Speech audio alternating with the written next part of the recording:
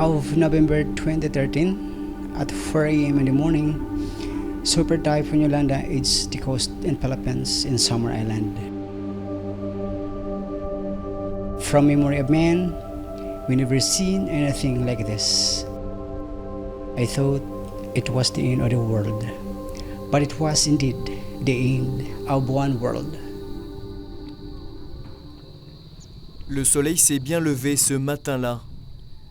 Le typhon géant Haiyan, baptisé Yolanda aux Philippines, vient de dévaster les îles de Samar et de Leyte au centre de l'archipel.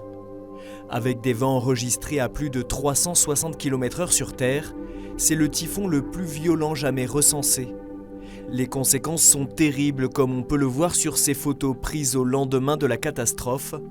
Plus de 7000 morts et disparus, 11 millions de personnes touchées, soit plus de 10% de la population du pays, les cultures, les habitations, les ports de pêche ravagés. Rien ne sera plus désormais comme avant.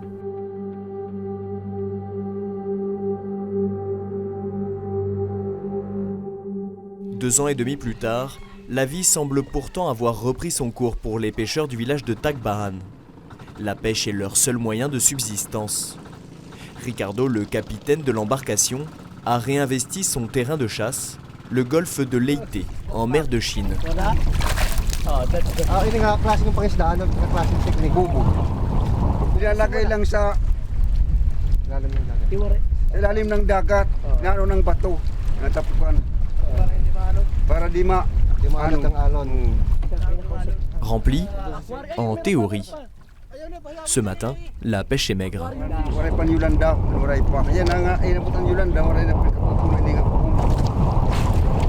Before the Yolanda, the fishermen were using dynamite fishing in this area. This is the coral reef area, no?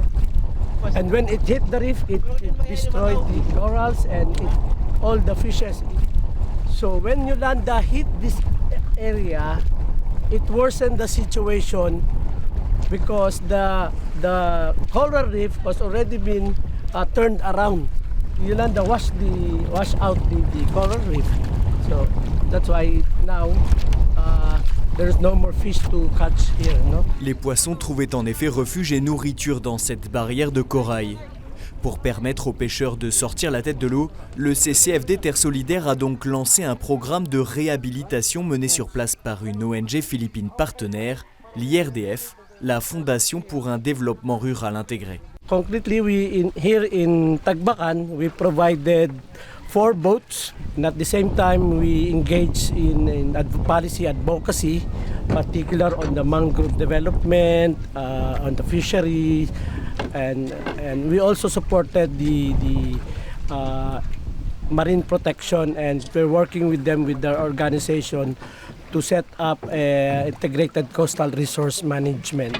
Une gestion intégrée des ressources en fait permettre aux pêcheurs de la région de subvenir aux besoins de leur famille tout en respectant leur environnement naturel. Il faudra pourtant du temps avant de voir les fruits de cette politique.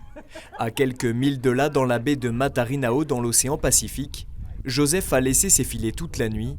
Le résultat n'est pas meilleur. Umagat hapon sir, ganitong oras, tapos mamayang hapon babalik kami alas 2.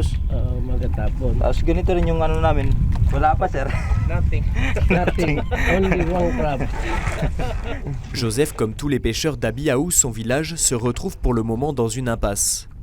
Mais ils se sont vus proposer une issue, pour le moins inattendue. During off-season, during low catch, what we did is we provide them some seeds, vegetable seeds, so that they engage into vegetable production to augment their income.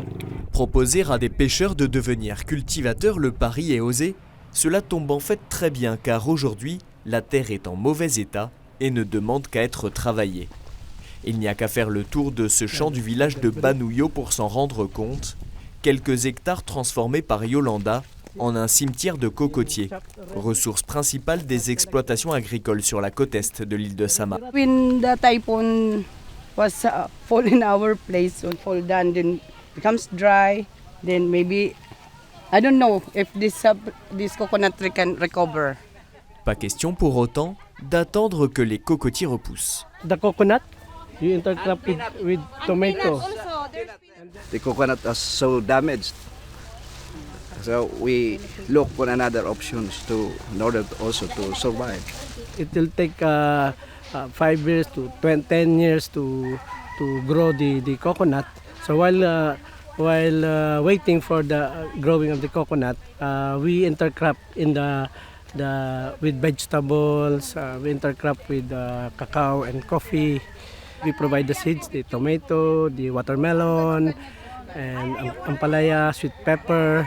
Les cultivateurs utilisent des engrais naturels moins chers, respectueux de la terre, leur assurant des récoltes plus saines. Ils ont aussi adopté un nouveau mode d'organisation qui leur offre de meilleurs revenus. Toute la chaîne allant de la production à la vente est commune. We have the watermelon, 100 kilos. The cucumber, they have 60 kilos. So they put this income in the common fund, and now they will divide it equally among the members. Les fermiers ont donc adopté des systèmes d'exploitation plus solidaires pour s'en sortir, mais le traumatisme Yolanda demeure. Ses habitants sont pourtant habitués à ces phénomènes météorologiques qui se caractérisent par des pluies et des vents violents. A lot of typhoons that is formed in this part here, in this area, in the Pacific. All of them crosses in this area, in the typhoon belt. Chaque année, une vingtaine de typhons passent par ce tunnel.